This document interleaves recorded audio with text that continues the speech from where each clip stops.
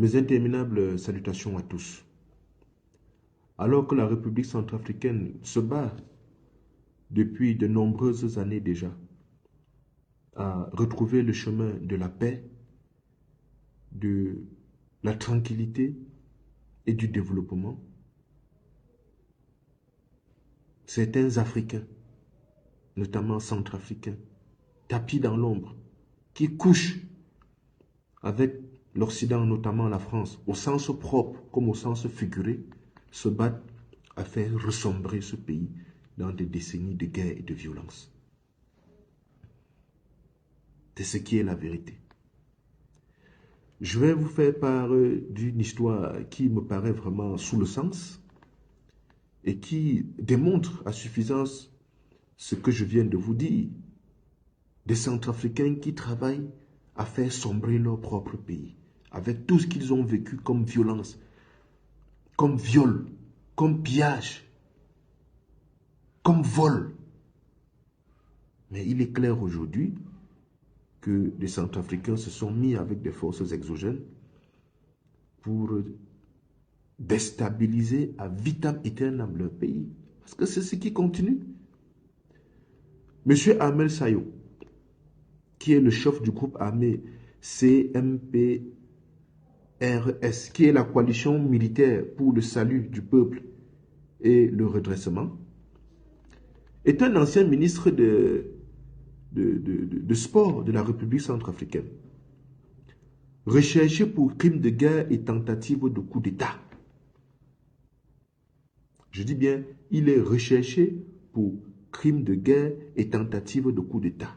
Je vous rappelle qu'il a d'ailleurs été arrêté et remis aux autorités judiciaires de la RCA le 5 mai, suite à son arrestation au Cameroun le 17 janvier 2025 par la police camerounaise à l'aéroport international de Douala, alors que le monsieur tentait de rejoindre la France.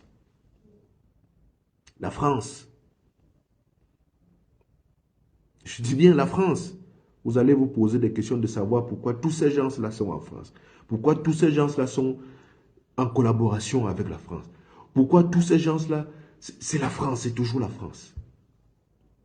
Et donc, je vous rappelle qu'en décembre 2020, Ahmed Sayo a rejoint le groupe militaire de la coalition des patriotes pour le changement, la fameuse CPC, qui crée le bordel partout en Afrique, partout en République centrafricaine, qui ne veut rien savoir du processus de développement et de paix qui est mis en marche, qui crée des foyers de tension, finance les rebelles, soutient, c'est du n'importe quoi. Et donc ce monsieur Sayo avait rejoint cette coalition de rebelles, et en mai 2024, il a formé le groupe armé donc, de cette coalition militaire pour le salut du peuple centrafricain, pour le salut du peuple et le redressement, en abrégé le CMSPR.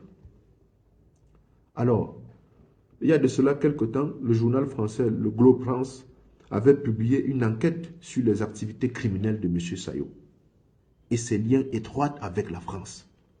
Ce Globe France qui le publie. Au Globe France souligne qu'une correspondance entre Sayo et Laurent Wauquiez, député à l'Assemblée nationale française, d'avoir organisé une rencontre avec le président français Nicolas Sarkozy. Et demande également une rencontre personnelle à Lyon. Des cartes d'embarquement au nom d'Ahmed Sayo pour le vol de Lyon-Yaoundé ont été retrouvées dans son téléphone. Je pense Yaoundé pour Lyon ont été retrouvés dans son téléphone. Et parmi les fichiers trouvés dans le téléphone de M. Sayo, parmi les fichiers retrouvés dans le téléphone de M. Sayo, on voit la présence d'un chef du gouvernement de la transition. Donc, c'est-à-dire, il se présente comme le chef du gouvernement de la transition, plus président élu. Et dans ces fichiers retrouvés, il expose les plans de réforme de la RCA. Donc, il y a un projet clair de coup d'État qui est envisagé. Et je vous parlais tout à l'heure de Sarkozy. Vous connaissez le rôle qu'il a joué dans la déstabilisation de plusieurs pays africains. La Libye est aujourd'hui à feu à sang à cause de ce bonhomme. La Côte d'Ivoire, où on a enregistré près de 3000 morts, c'est du fait de ce bonhomme. Et il est là, il se pavane. Et donc, c'est avec ce même monsieur que M. Sayo organise des rencontres,